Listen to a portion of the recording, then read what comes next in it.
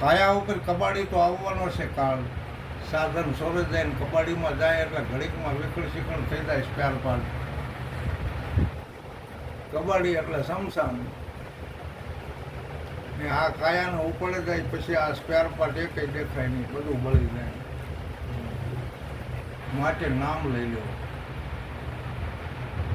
નામનો પ્રતાપ છે અને તમારે તમારા ચોથા દેહની અંદર મજા કરવાની છે. કાયમ સો અમર દેહમાં. આ જ્ઞાન આપણે અમર બનવા માટે લેવાનું છે. અને તમે સો અમર, કારણ કે વિધેય દેહ તમારામાં છે. આ સ્થૂલ દેહ છે, આમાં મધ્યમાં વાણી બોલી રહી છે, સારો અવસર છે. સપનું આવે એટલે સૂક્ષ્મ દેહ ઊભો થાય, એમાં પેખરી વાણી છે. આ પૃથ્વી પવન પાણીમાં એક પશ્ચિંતી નામની વાણી છે, પણ વિદેહમાં પરાયની વાણી છે. આ ગોપીચંદના ભરતરી અમર થઈ ગયા, પણ બંધનમાંથી છૂટી ગયા એટલે અમર પદને પામી ગયા. અમર પદ આપણામાં છે, ચોથો દેહ, જેને વિદેહી દેહ કહેવાય. એ વિદેહી દેહને પામવા માટે પ્રકૃતિના ખેલ ઉપર જીત મેળવવાની છે. બરાબર, આવું તો કાલિદાસ મહાત્માએ બોલ્યા છે. જો વિદેહમાં પામવું હોય તો આપણે પ્રકૃતિના ખેલમાં પ્રોતપોટ નથી થવાનું. એ તો 5 પ્રાણ, 25 પ્રકૃતિ અને 3 ગુણ, એ પંચભૂતમાં એમણે પરિભ્રમણ કર્યા કરે. પણ તમે તમારા નામના સ્વરૂપની અંદર જો કમ્પ્લેટ હોય તો તમને એ કંઈ અસર થાય એવું નથી. એટલે તેમાં કાલિદાસ મહાત્મા બોલ્યા કે વિદેહ છતાં વિદેહીને પામવું હોય તો પ્રકૃતિના ખેલ છોડો. તો હવળે આપણે સત્સંગમાં જઈશું ને તો પ્રકૃતિના ખેલ ઉપર જીત જરૂર મેળવી શકશું. અને સત્સંગ રસ અગમપાર છે, જેનો કોઈ પાર નથી આવે એવો. અને આજ ઘણા પાસે આપણે સત્સંગ સાંભળવાનો છે. મેં તો ક્યારની રજૂઆત કરી છે અને અત્યારે વાણીને વિરામ આપું છું. બોલો સદગુરુ મહારાજ. અને